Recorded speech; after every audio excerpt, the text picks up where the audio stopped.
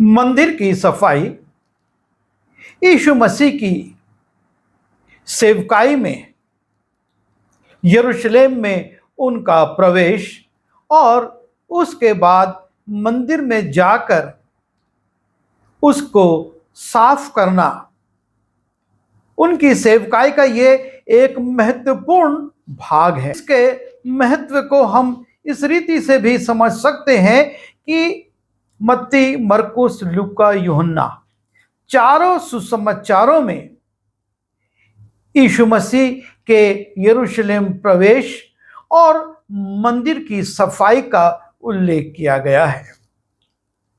और यीशु मसीह मंदिर की सफाई के माध्यम से अपने लोगों पर इस बात को प्रकट करना चाहते हैं, परमेश्वर निर्मित भवन को साफ सुथरा देखना चाहता है। जो सांसारिक बातें इसमें आ जाती हैं, परमेश्वर उसको नहीं चाहता, और वो चाहता है कि उसका भवन पूरी तरह से पवित्र हो। और जब हम मत्ती रचित सुसमाचार उसके 21वें अध्याय के 12वें पद की पहली लाइन में जाते हैं, यहां पर लिखा है, यीशु ने परमेश्वर के मंदिर में जाकर उन सबको जो लेन देन कर रहे थे निकाल दिया। मंदिर में जाने के बाद पहला कार्य यीशु मसीह जो करते हैं, और वो है लेन देन करने वालों को निकालना। लेन देन मानवीय स्वभाव में इतना रच बस गया है कि हम कई बार इस बात का ध्यान नहीं करते और परमेश्वर से भी लेन देन करने लगते हैं, और परमेश्वर इस स्वभाव से घृणा करता है। वो नहीं चाहता कि हमारे अंदर लेन देन का स्वभाव इतना बढ़ जाए कि हम परमेश्वर से सौदा करें। अक्सर आप सुनते होंगे कि बहुत से नौजवान कहते हैं, जब मेरी नौकरी लग जाएगी तो मैं पहली तनख्वाह परमेश्वर के काम के लिए उसके भवन में या किसी संस्था विशेष को या जो उनके लिए प्रार्थना कर रहा है उसको भेज दूंगा। धन्यवादी भेंट देना कोई बुरा नहीं, बहुत अच्छी बात है कि हम परमेश्वर को धन्यवादी की भेंट चढ़ाएं, लेकिन परमेश्वर से सौदा करना कि ये अगर हो जाएगा तो मैं ऐसा करूंगा, बहुत ही अनुचित है। और ये स्वभाव में आ गया है कि हम परमेश्वर से बहुत सी बातों के लिए लेन देन करते हैं, बहुत सी बातों को कहते हैं कि वो ऐसा करेगा तो मैं ऐसा करूंगा। ये परमेश्वर नहीं चाहता। उसके लिए सब स्थान एक से हैं, पर हम सोचते हैं कि हम परमेश्वर से एक सौदेबाजी कर सकते हैं। और ये लेन देन का स्वभाव जो है प्रभु यीशु मसीह हमारे जीवन में नहीं देखना चाहता। और इसलिए जो यरूशलेम का मंदिर था, उसमें सबसे पहले उसने जिन लोगों को निकाला, उनके लिए लिखा है कि जो मंदिर में लेन देन कर रहे थे उनको निकाल दिया। उसने उनको वहां से हटा दिया। हमको अपने अंदर से सबसे पहले लेन देन का स्वभाव हटाना होगा। हम परमेश्वर को कुछ भी नहीं दे सकते, जो देते हैं वो परमेश्वर से ही लेकर देते हैं। और इसलिए दाऊद भी कहता है, धन्यवाद का बलिदान चढ़ाने वाला मेरी महिमा करता है। वो ये नहीं कहता कि पहली तनख्वाह देने वाला, दशमांश देने वाला, लेकिन ये कहता है कि धन्यवाद का बलिदान चढ़ाने वाला। परमेश्वर आपसे और मुझसे एक धन्यवादी मन की अपेक्षा करता है। और जब हम धन्यवाद के साथ परमेश्वर के पास आते हैं, वो आनंदित होता है। और इसलिए हम इस बात पर विचार करें कि हम परमेश्वर से लेन देन नहीं करेंगे। दूसरी बात हम इसी पद में देखते हैं, दूसरी लाइन में, और सर्राफों के पीढ़े। सर्राफों के पीढ़े यीशु मसीह ने पलट दिए। ये सर्राफ कौन थे? वास्तव में जब हम इंग्लिश बाइबल में देखते हैं तो वहां पर इसके लिए आया है मनी चेंजर्स, जो कि धन को, पैसों को, मुद्रा को परिवर्तित करते थे। क्योंकि उस समय राष्ट्र में, देश में जो सिक्के चलते थे उस पर राजा की या उन देशों के देवी देवताओं की मूर्तियां रहती थी। और परमेश्वर ने साफ कहा था कि तू अपने लिए कोई मूर्ति खोद कर ना बनाना। और जब ये मूर्ति युक्त सिक्के आते थे तो मंदिर में उसको स्वीकार नहीं किया जाता था। और तब बिल्कुल सादे सिक्के मंदिर से उनको दिए जाते थे। ये याजक, महायाजक और ये व्यापारी लोग उन मूर्ति युक्त सिक्कों को ले लेते थे और साधारण सिक्के जिस पर कोई मूर्ति नहीं होती थी उसको लोगों को दे देते थे और उन सिक्कों को वो परमेश्वर के मंदिर में भेंट के रूप में चढ़ाते थे। और इसमें भी एक बड़ा व्यापार चल रहा था। सिक्के जिस राशि के होते थे उससे कई गुना कम राशि लोगों को दी जाती थी। जैसे कि जब हम रुपये को डॉलर में बदलते हैं हमको 2% कमीशन देना पड़ता है, ये सरकारी रूल है।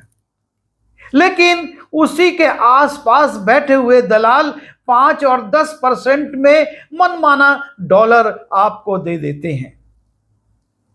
ठीक इसी प्रकार से ये लोग मूर्ति युक्त सिक्के लेते थे और अपनी इच्छा के अनुसार सिक्के लोगों को देते थे। इससे लोगों को काफी आर्थिक नुकसान होता था। वो जितना देना चाहते थे उसके लिए उनको कई गुना ज्यादा राशि देना पड़ती थी।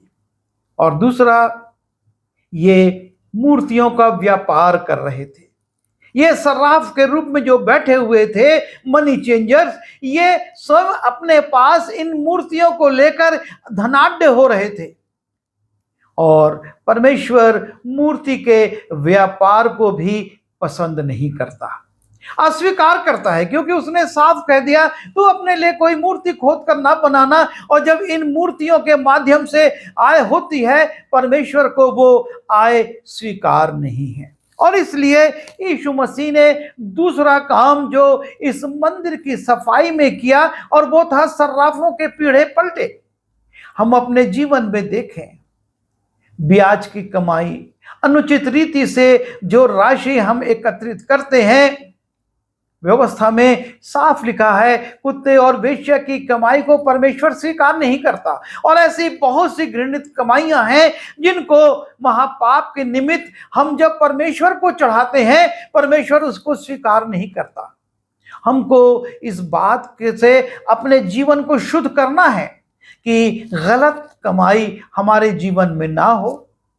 हम ये ना सोचें कि उसका दशमांश और उसका 20वां अंश हम परमेश्वर को देकर ये 80% ये 90% शुद्ध हो जाएगा। परमेश्वर ऐसी राशि को स्वीकार नहीं करता है। और तीसरा वहां पर लिखा है कि कबूतरों के बेचने वालों की चौकियां उलट दी।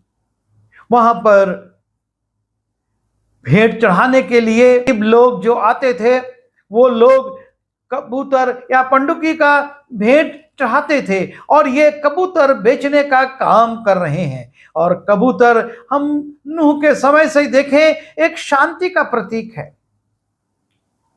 शांति को बेचकर पैसा कमाना, अपने जीवन में अशांति को लाना परमेश्वर नहीं चाहता।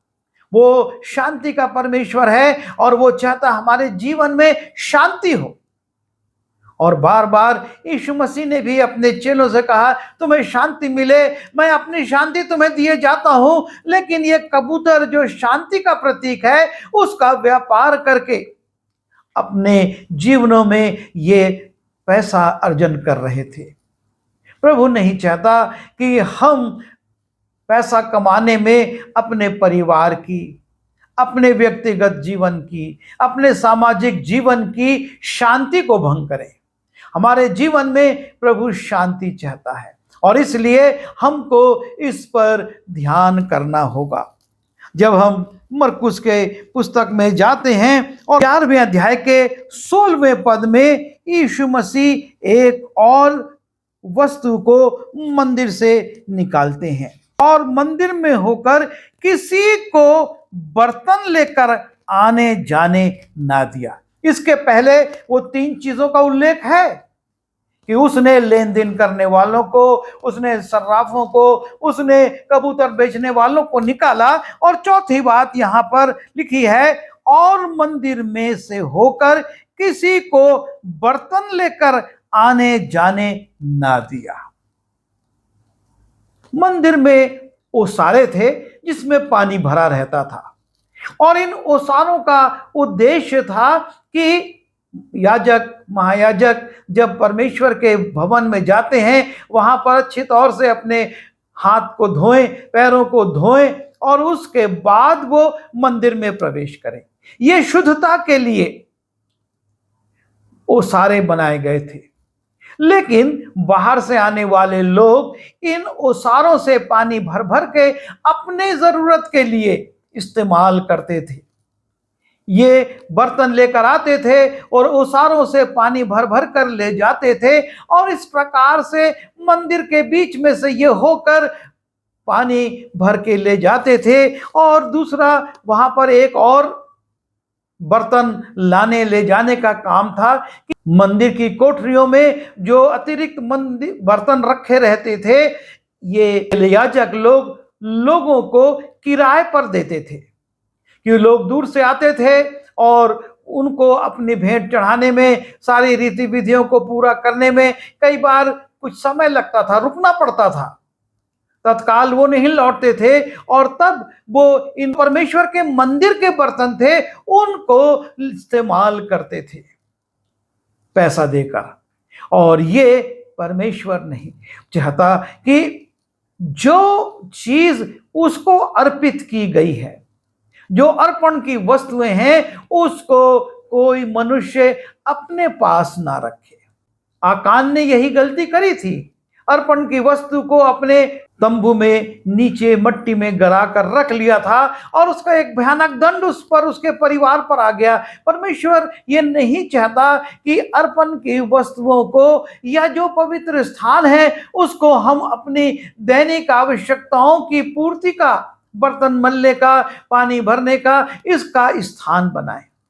हम अपने प्रभु के लिए अपने जीवन को जब समर्पित करते हैं, अपने भोग विलास के लिए नहीं, अपने आनंद के लिए नहीं, अपनी खुशी के लिए नहीं, लेकिन परमेश्वर की महिमा के लिए इस्तेमाल करें।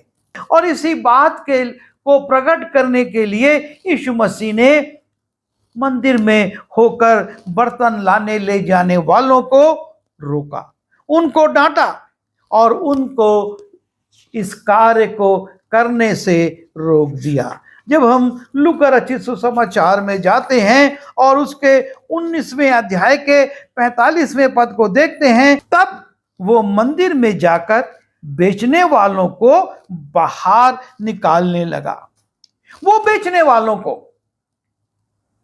क्योंकि जब वहां पर लोग आते थे तो उनकी दैनिक वस्तुएं बेचने वाले भी आ जाते थे कि लोग दूर बाजार में ना जाएं, वहीं उपलब्ध हो जाएं। और इसलिए वहां पर और भी बहुत सी चीजें बेची जाती थी। मंदिर परिसर एक तरह से एक व्यापार का केंद्र बन गया था, और परमेश्वर ये नहीं चाहता है हमारा जीवन व्यापार ना बने, हमारे जीवन से लेन देन भी जाए, और हम जो अपने आप को इसके लिए उसके लिए करते हैं खर्च, वो ना करें। तो मंदिर में जाकर बेचने वालों को बाहर निकालने लगा। जो बेच रहे थे, नाना प्रकार की वस्तुएं भी थी, जानवर, सब कुछ चीजें थी, उन चीजों का वहां पर व्यापार चल रहा था, और यीशु मसीह उनको निकालते हैं। और जब हम यूहन्ना उसके 2 अध्याय में जाते हैं, वहां पर उन पशुओं का भी उल्लेख है। और उसने मंदिर में बैल और भेड़ और कबूतरों के बेचने वालों और सर्राफों को बैठे पाया और रस्सियों का कोड़ा बनाकर सब भेड़ों और बैलों को मंदिर से निकाल दिया। यीशु मसीह ने बैलों को और भेड़ों को मंदिर से निकाल दिया, क्योंकि व्यवस्था में एक बात लिखी थी, अगर तू बहुत दूर रहता है और अपने नगर से पशु को लेकर परमेश्वर जो जगह ठहराएगा वहां तक जाने में तुझको असुविधा हो, तो तू उसको अपने नगर में बेच देना और उस पैसे को लेकर जाना और वहीं पर उस पैसे से एक पशु लेकर बलिदान करना। और इस बात का फायदा ये याजक, महायाजक और उस स्थान के लोग उठाने लगे। वहां पर पशुओं का बाजार लग गया। टीकाकार बताते हैं लाखों पशुओं का वर्ष में व्यापार होता था। और आप कल्पना कर सकते हैं कि जहां पर पशु होंगे वहां पर गंदगी भी होगी, वहां पर धूल मट्टी भी होगी जो कि गर्द उड़ाएगी और मंदिर का पूरा परिसर दूषित हो जाएगा।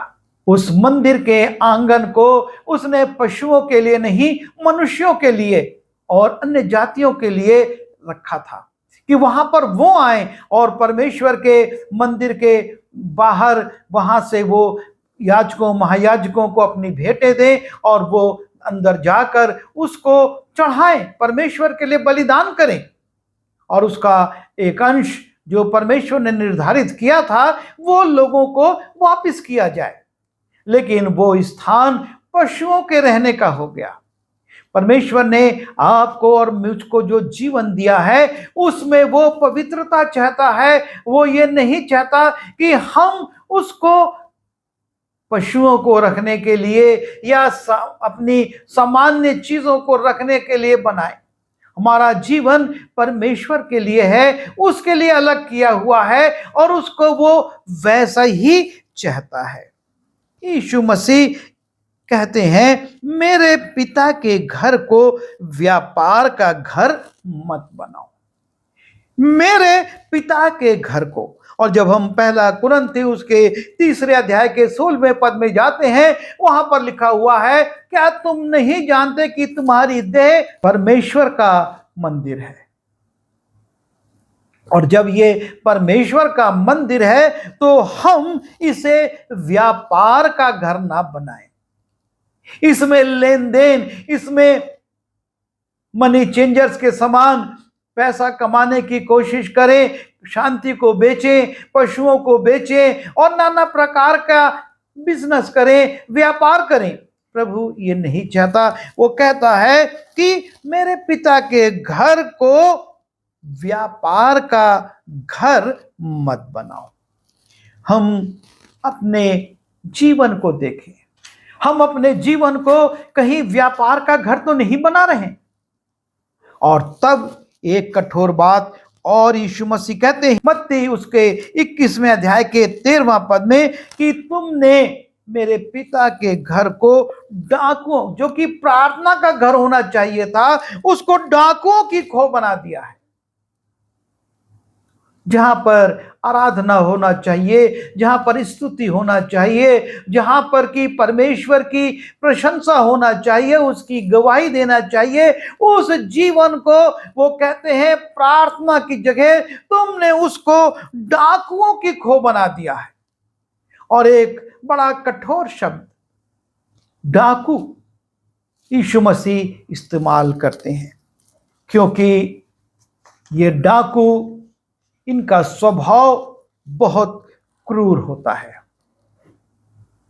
इनमें नम्रता या दया या प्रेम नहीं होता, ये बड़े क्रूर होते हैं डाकू। और परमेश्वर नहीं चाहता कि हमारे जीवन में क्रूरता हो। हम क्रूरता ना करें, लेकिन प्रेम, दया, लोगों से सहयोग करने की स्वभाव को अपने अंदर रखें। दूसरी बात जो इसके स्वभाव में हम पाते हैं डाकुओं के, और वो अपनी शक्ति पर घमंड करते हैं। और हमको अपनी शक्ति पर घमंड नहीं करना है। हम क्या हैं? मनुष्य घास के समान है, धूप लगते ही मुरझा जाता है। हम किसकी शक्ति पर घमंड करें? किस क्षण के लिए घमंड करें, अगला क्षण हमको नहीं मालूम। और डाकुओं के विषय में हम देखते हैं कि वो लोगों को लूटकर स्वयं धनी बनते हैं।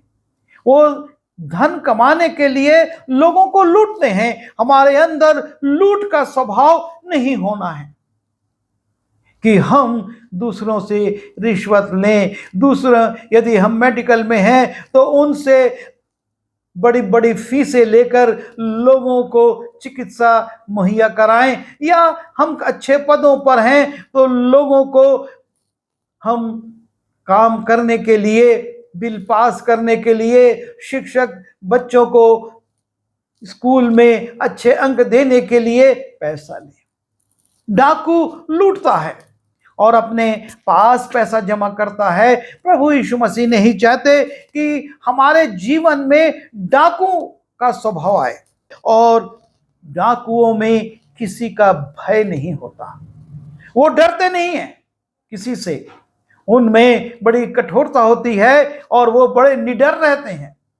और जब तक हमारे अंदर परमेश्वर का भय नहीं होगा, हम अपने जीवन में कभी भी कुछ भी नहीं कर सकते। और इसलिए हमको इस बात को ध्यान रखना है कि हमको हमारे अंदर एक भय होना जरूरी है। और पांचवी बात, वो अपने लाभ के लिए कुछ भी कर सकते हैं। डाकू लाभ कमाने के लिए हत्या भी कर सकता है, हानि भी पहुंचा सकता है और दुष्कर्म भी कर सकता है अपने लाभ के लिए। और हमको इस बात से, इन स्वभावों से बचना है, क्योंकि हमने प्रभु के भवन को, जो प्रार्थना का घर है, उसको डाकू की खो नहीं बनाना है। हमको इस मंदिर को, जब लिखा है कि क्या तुम नहीं जानते कि तुम परमेश्वर का मंदिर हो और परमेश्वर का आत्मा तुम में वास करता है, हम इस मंदिर को पवित्र रखें, क्योंकि वहां पर परमेश्वर की आत्मा को वास करना है। और तब पौलुस पहला कुरिन्थी 3:17 में कहता है, यदि कोई परमेश्वर के मंदिर को नाश करेगा तो परमेश्वर उसे नाश करेगा। यदि आप और मैं अपने स्वार्थ के लिए, अपने लाभ के लिए, तत्कालिक उपलब्धि के लिए इस मंदिर को खराब करते हैं, अशुद्ध करते हैं, तो परमेश्वर हमें नाश करेगा, क्योंकि परमेश्वर का मंदिर पवित्र है और वो तुम हो। बड़े सम्मान की बात है, बड़ी खुशी की बात है कि हम परमेश्वर का मंदिर हैं। लेकिन हमको इस बात पर ध्यान करना है कि यदि हमने इस मंदिर के प्रति, इसकी साफ सफाई, इसके रख रखाव के प्रति लापरवाही की, तो परमेश्वर हमसे इसका हिसाब लेगा।